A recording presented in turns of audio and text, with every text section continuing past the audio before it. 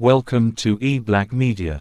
Today, we're delving into a fascinating aspect of the ancient Yoruba Empire, the ABOBAKU practice. Often misunderstood, it reveals complex layers of tradition, power, and choice within Yoruba culture. The ABOBAKU was a unique role within the Yoruba kingdom. Chosen from the royal family, they were more than just spiritual leaders. They were believed to be living embodiments of the god Ogun, the god of iron and war. Their role extended beyond religious ceremonies, serving as mediators between the king and the gods, and ensuring the well-being of the people. While the ABOBAKU system might seem mysterious, it was a carefully considered practice rooted in deep-seated beliefs and traditions. It's a testament to the rich and complex tapestry of Yoruba culture, offering a glimpse into a world often overlooked in historical narratives. The ABOBAKU tradition was deeply embedded in the ancient Oyo kingdom, a cornerstone of Yoruba culture. Often misunderstood as a forced sacrifice, the truth is that the ABOBAKU role was primarily a matter of choice. It was seen as a noble duty, a way to serve the kingdom and ensure its prosperity. The decision to become an ABOBAKU was a personal one, driven by a sense of duty and faith. In the ancient Oyo Yoruba Empire, the role of the ABOBAKU was a unique and prestigious position, deeply intertwined with the monarchy's traditions and power dynamics. Contrary to what might be expected, the title was not a burden but a highly coveted role. The ABOBAKU, often hand-picked or self-nominated, was the individual destined to be buried with the king upon his death, a practice rooted in ensuring that the king's spirit would be accompanied in the afterlife. While the king was alive, the ABOBAKU lived in grandeur, sharing in the king's power and influence. This position offered immense respect and authority within the empire, almost as if the ABOBAKU held, de facto, power alongside the king. The ABOBAKU's life was one of luxury and privilege, marked by close proximity to the royal court and a deep connection to the spiritual and political essence of the empire. In essence, the role of the ABOBAKU symbolized both ultimate loyalty and a unique form of power, a balance between the honor of serving the king in life and the inevitable sacrifice in death. Traditionally, within the Oyo Yoruba Empire, the Aremo, who was the king's heir apparent, was constitutionally expected to take on the role of ABOBAKU. This meant that upon the king's death, the Aremo would be buried alongside his father. This practice was deeply rooted in the culture, symbolizing the ultimate act of loyalty and continuity of the royal lineage.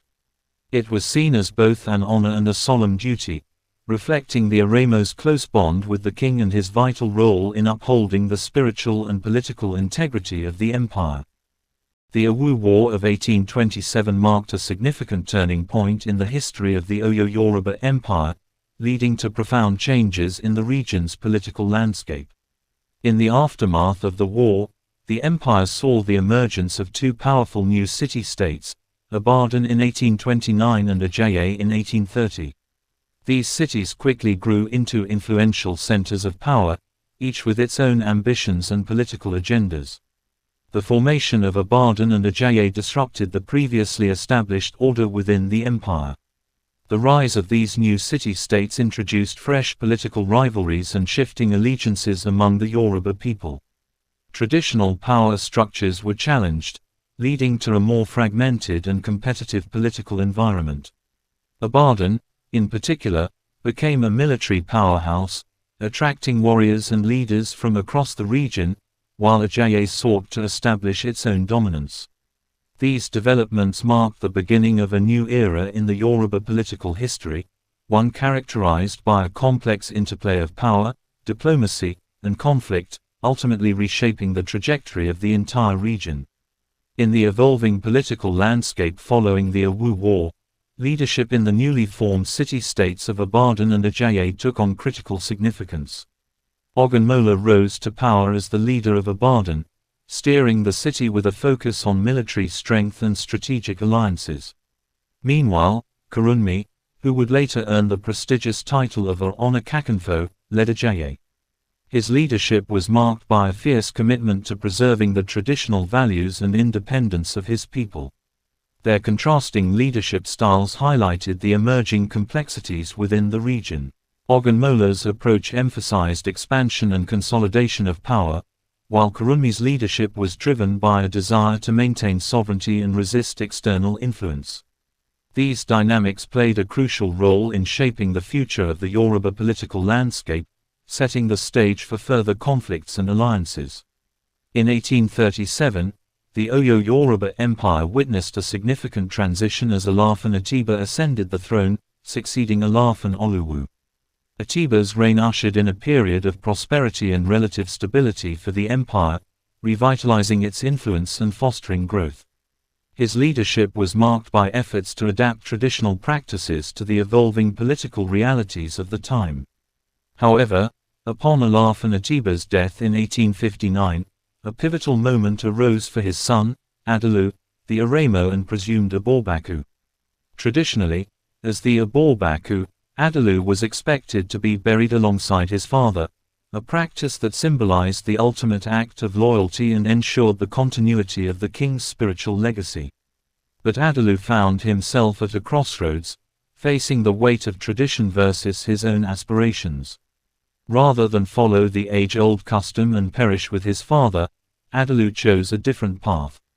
He sought to break from the tradition that had bound his predecessors, aspiring to claim the throne for himself. This decision was a bold departure from the established norms, reflecting the changing dynamics within the empire and the growing influence of individual ambition over collective ritual. Adalu's choice not only challenged the long-standing customs but also set a precedent that would influence the future of leadership and succession within the Oyo Yoruba Empire. In the wake of Alaafin Atiba's death in 1859, the political landscape of the Oyo Yoruba Empire became increasingly complex as competing interests emerged over the succession of the throne. Ibadan, which had flourished under Atiba's rule, was eager to maintain the advantages they had gained during his reign. Recognizing that their prosperity was tied to the stability and continuity of leadership, Ibadan threw its support behind Adalu, the Aremo, who sought to break with tradition and ascend to the throne. For Ibadan, Adalu's ambition represented not only a chance to continue their beneficial relationship with the ruling power but also a means to preserve the growing influence in the region. On the other hand, Ajayi, led by the formidable Kurunmi, stood in stark opposition to this shift. For Ajayi, the very essence of Yoruba kingship was rooted in tradition, including the sacred role of the ABOBAKU. Kurunmi and his followers believed that the tradition of the ABOBAKU was fundamental to maintaining the spiritual and cultural integrity of the kingdom. They viewed Adalu's attempt to bypass this practice as a dangerous deviation from the values that had long sustained the empire. The contrasting positions of Ibadan and Ajayi highlighted the growing tension between progress and tradition, modernization and cultural preservation. While Ibadan saw Adalu's ambition as a path to continued prosperity and political stability, Ajayi saw it as a threat to the very foundation of their society. This ideological divide would soon lead to conflict, as both sides sought to assert their vision for the future of the Oyo Yoruba Empire, setting the stage for one of the most significant power struggles in its history. The tension between Ibadan and Ajayi over the succession of the Oyo throne quickly escalated into a full-blown conflict, with both sides determined to assert their vision of the empire's future. What began as a disagreement over tradition versus progress soon became a fierce struggle for supremacy, with each city-state rallying its warriors for a decisive confrontation.